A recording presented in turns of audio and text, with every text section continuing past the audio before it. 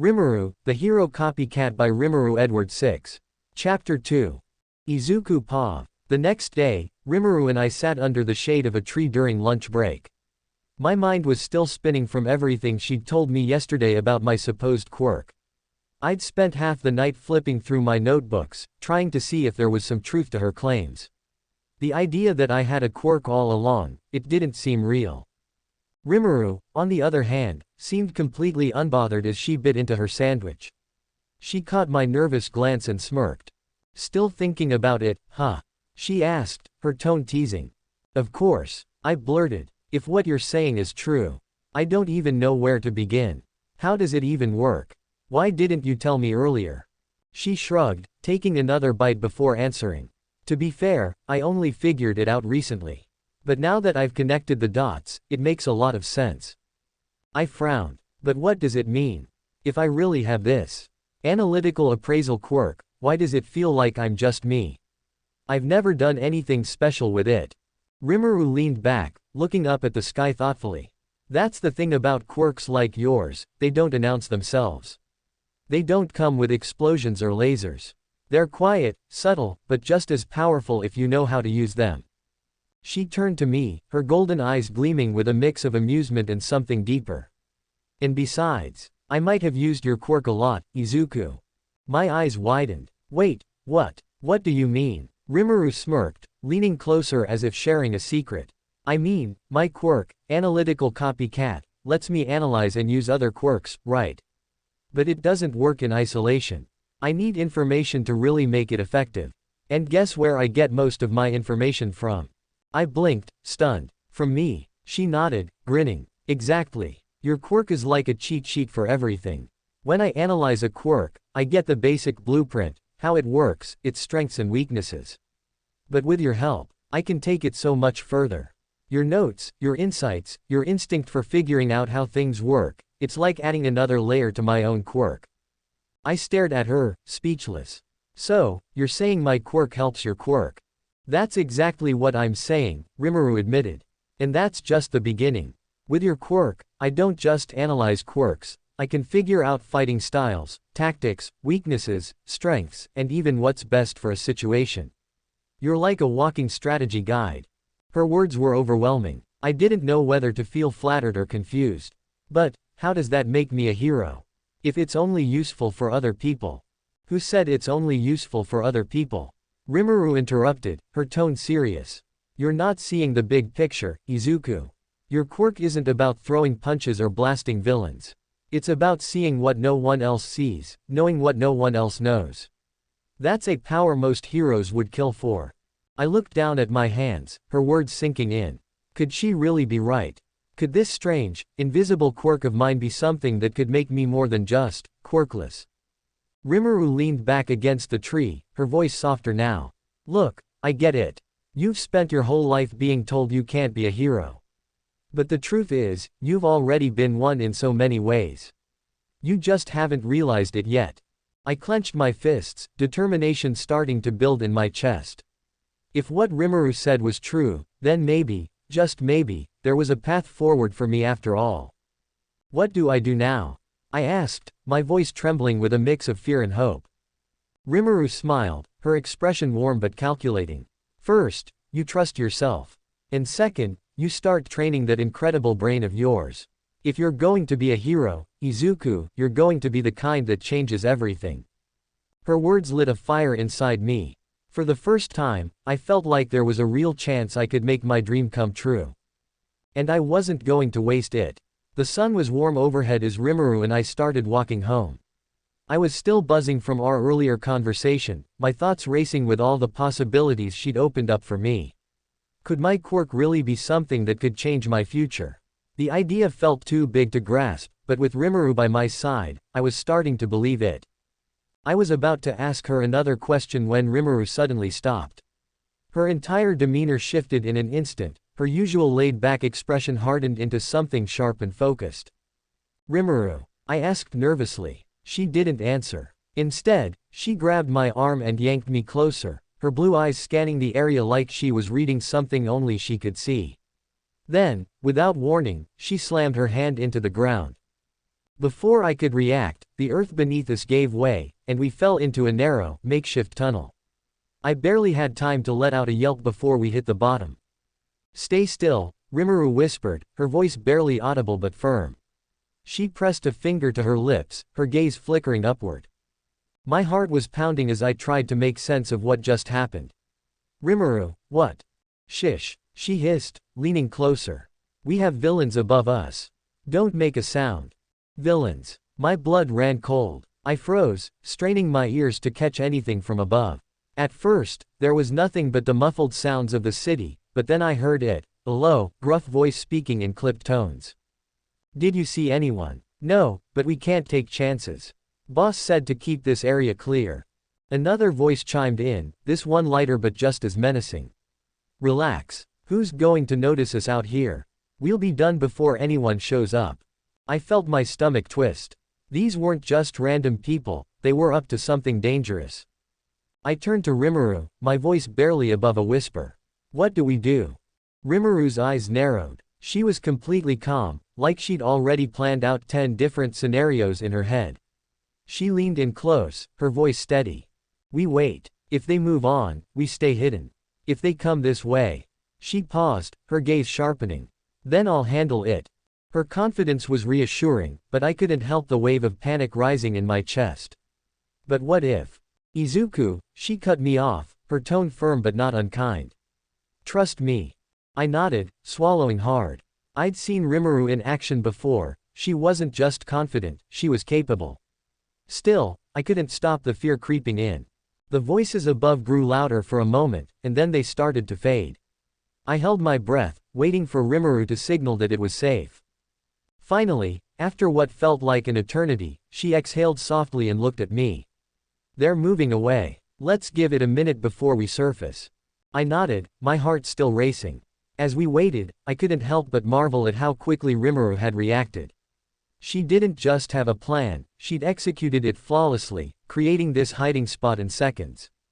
When she finally deemed it safe, Rimuru climbed out of the hole first, scanning the area before helping me up. The street looked normal, but there was an unsettling tension in the air. "What were they doing here?" I asked, my voice shaky. Rimuru's expression darkened. "Nothing good. They mentioned a boss, which means this isn't random." She turned to me, her gaze serious. "You okay?" I nodded, even though my legs were still a little wobbly. "Yeah, thanks for, saving me." She smirked, her usual confidence returning. "What are friends for?" But as we walked away, I couldn't shake the feeling that this encounter was only the beginning of something much bigger, and much more dangerous. Chapter 3. Izuku Pav. As we walked away from the spot where we had hidden, my mind was still racing. My heart hadn't slowed since we'd heard those voices above us. Rimuru was calm as always, but there was a sharpness in her gaze I couldn't ignore. Then, she spoke. "Those people," she said quietly, glancing over her shoulder as if making sure we weren't being followed, "they were lackeys for All for One." I froze, my breath catching in my throat. What? Are you sure?" Rimuru nodded. "I recognized one of their voices from a news segment a while back. He's one of the guys who works in the shadows for All for One, the biggest villain in history. If they're here, it's not a coincidence." My head spun. All for One, the villain who controlled the underworld, the one even pro-heroes were terrified of. And we'd been right under his goons' feet. Before I could process any of this, a gust of wind blew through the street, and a powerful presence made me freeze in place. "It's okay now." "Why?" "Because I am here." That voice. That unmistakable, booming voice. I turned around so quickly I almost fell over, and there he was, All Might. The symbol of peace himself stood before us, his signature smile wide and reassuring. His presence alone seemed to banish the tension in the air, and I felt my panic dissolve into pure, uncontainable excitement. "All Might!" I practically screamed, my voice cracking as I pointed at him like a kid seeing their favorite hero for the first time. "It's really you. Oh my gosh, you're here. I can't believe it." Rimuru raised an eyebrow, clearly unimpressed by my outburst, but I didn't care. This was All Might. He chuckled, striking one of his iconic poses. "Yes, young man, it is I. Now, tell me, are you two all right? I noticed a disturbance in this area." Rimuru stepped forward, her calm demeanor returning. We're fine, thanks to some quick thinking. All Might looked at her, then back at me. Quick thinking, huh? I like to hear that. It's always good to see young people stepping up. I could barely speak. My mind was a whirlwind of thoughts, questions, and pure hero worship. All Might, I've studied all your fights. Your Detroit Smash, your Texas Smash, your...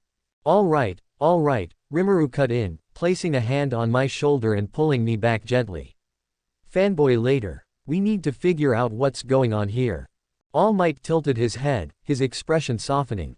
What exactly happened here? You look shaken. Rimuru hesitated, glancing at me for a moment before speaking. We overheard some people talking. Villains. They mentioned clearing the area and working for someone they called their boss.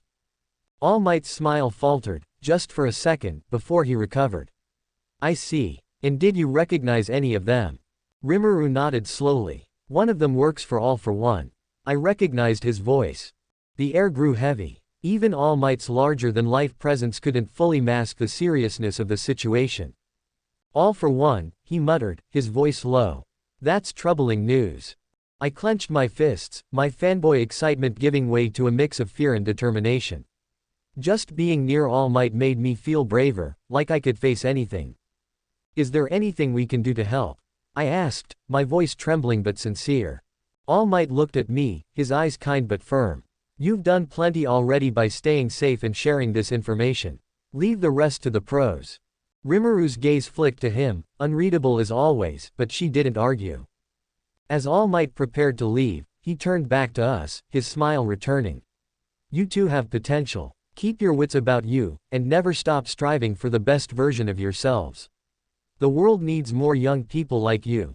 With that, he leapt into the air, vanishing in a gust of wind. I stood there, staring at the spot where he'd been, my heart pounding in my chest. I can't believe it. All Might, talk to us. Rimuru smirked, giving me a light shove. Don't faint on me, fanboy. We've got bigger things to worry about. But even as her words grounded me, I couldn't shake the memory of All Might's presence. For the first time in my life, I felt like I wasn't just some quirkless nobody. I felt like I was part of something bigger. All Might paw. The wind rushed past me as I leapt between rooftops, putting distance between myself and the sight of the disturbance. I glanced over my shoulder, my mind still replaying the encounter with those two kids. They were lucky, no doubt about it. If what the girl said was true, if the villains they overheard were connected to him, then their quick thinking may have saved their lives. But something about the situation nagged at me. The boy had been easy to read, wide-eyed and trembling with a mix of fear and excitement. His admiration for me was obvious, almost overwhelming. He reminded me of the countless young fans I'd encountered over the years, but there was something more to him. He'd asked if he could help. His voice had wavered, but his resolve was genuine. It wasn't just the admiration of a fanboy, it was the determination of someone who wanted to act. Someone who wanted to make a difference. There's a fire in that one, I thought with a small smile. Quirk or not, he's got the spirit of a hero. But then there was the girl. Her calmness had been unnerving. Most people, especially kids, would be shaken after overhearing a group of villains planning something. But not her. She'd stood there, steady and composed, like she'd been in situations like this before. And her words. One of them works for All for One. The weight of that name hit me again, sending a shiver down my spine. How could a schoolgirl recognize one of All for One's lackeys by voice alone? And why had she seemed so unbothered by it? That girl, there's something off about her. I couldn't put my finger on it, but the more I thought about her, the more uneasy I felt. She'd been polite and direct, sure, but there was an edge to her that I couldn't ignore. It wasn't fear, and it wasn't awe. It was like she'd looked at me and seen through me, as though she were sizing me up. Who is she? I shook my head, trying to focus. There were too many unanswered questions. I didn't even know their names, and yet I couldn't shake the feeling that I'd just crossed paths with someone important. Important, or dangerous? The idea troubled me more than I wanted to admit. I prided myself on my instincts, and they were telling me to keep an eye on her. Still, I had bigger concerns. If All for One's lackeys were operating in this area, it meant trouble was brewing. He wouldn't send his agents out lightly, not without a purpose. I clenched my fists, my jaw tightening. I'd faced All for One before, and I knew better than anyone the lengths he would go to achieve his goals. Those kids. I thought again. The boy's trembling determination. The girl's unnerving composure. I didn't know how, but they were connected to all this now, whether they wanted to be or not. Landing on a rooftop, I let out a heavy breath. My time is the symbol of peace ticking down for the day. I'll need to keep an eye on this, I muttered to myself. And on those two. With one last look toward the city below, I turned and made my way back to my base. Something told me that this was just the beginning. After returning to my temporary base, I immediately contacted headquarters. The encounter with those two kids, and the mention of All for One's lackeys, was too concerning to ignore. The secure line buzzed faintly before connecting. A familiar voice greeted me. All Might, this is Tsukauchi. What's the situation? Detective, I began, my voice firm despite the fatigue creeping in. We may have a problem. I encountered two civilians today, kids, probably middle schoolers, who claimed to have overheard villains nearby. The girl specifically mentioned recognizing one of the voices as someone connected to All for One. There was a pause on the other end of the line, the weight of my words sinking in. All for One, Tsukauchi repeated, his tone grim. Are you certain? She seemed certain, I replied. She said she recognized the voice from somewhere, possibly the news or a past incident. And you trust her assessment? I hesitated. I trust that she believes what she said. But there's something unusual about her. How so? She was calm. Too calm for someone who had just overheard a group of villains, especially ones tied to All for One. Most people would be shaken, but she acted like it was just another day. It's not normal, especially for someone her age. And the boy, he was different, I said, a small smile creeping into my voice despite the situation. Nervous, excited, a huge fan of heroes, clearly. He reminded me of why I became a hero in the first place. The kind of kid who'd jump at the chance to help, even if he's scared. But the girl gives you a bad feeling, Tsukauchi said, cutting to the heart of my concern. I sighed. Yes. I can't explain it, but something about her feels off. Like she's hiding something. I don't even know their names, but I can't shake the feeling that she's connected to this somehow. Whether that's good or bad, I don't know yet. Tsukauchi was quiet for a moment, and I could picture him leaning back in his chair, processing everything. I'll run a check on recent activity in that area, he finally said. If All for One's lackeys are moving, we need to know why. And as for the kids, keep an eye out. If you cross paths with them again, try to learn more. I will, I promised. And All Might, Tsukauchi added, his voice serious, be careful. If All for One really is stirring, this could be bigger than we realize. I nodded, even though he couldn't see me. I understand. I'll stay vigilant. After the call ended, I leaned back in my chair, the unease from earlier still gnawing at me. Who are those kids? And why do I feel like I've just stepped into something much bigger than I expected? With a deep breath, I pushed the thoughts aside. There would be time for answers later. For now, all I could do was prepare for whatever was coming next.